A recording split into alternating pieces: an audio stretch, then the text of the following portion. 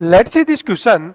The question is saying that a man pushes a wall and fails to displace. He does negative work done, positive but not maximum work, not work at all और maximum work done.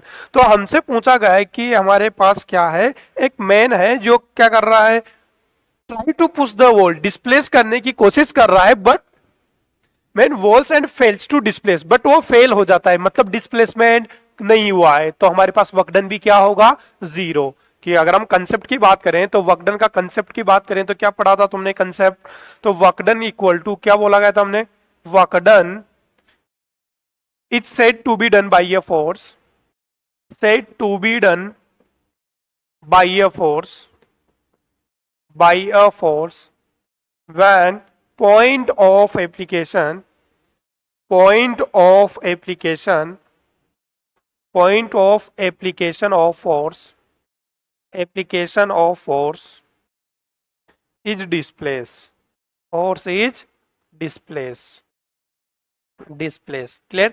तो अगर ये man try कर रहा है wall को push करने की बट फेल हो जाता है, इट मींस जिस पॉइंट पर फोर्स लगाया है उसका डिस्प्लेसमेंट जीरो, तो वर्क डन भी क्या हो जाएगा, जीरो। क्योंकि वर्क डन अगर हम कांस्टेंट फोर्स की बात करेंगे तो वर्क डन इक्वल टू क्या हो जाएगा, अगर फोर्स डॉट डिस्प्लेसमेंट, अगर वर्क डन फोर्स कांस्टेंट है तो, और डिस्प्लेसमेंट जीरो है तो वर्क डन भी क्या हो जाएगा, जीरो हो जाएगा। क्लियर। और अगर फोर्स वेरिएबल होता तो क्या पढ़ा था हमने, integration of F dot DS, integration of F dot DS, तो क्या हो जाएगा, नो वर्क एट ऑल। तो उस केस में वर्क डन कितना, जीरो। क्लियर, आसान है।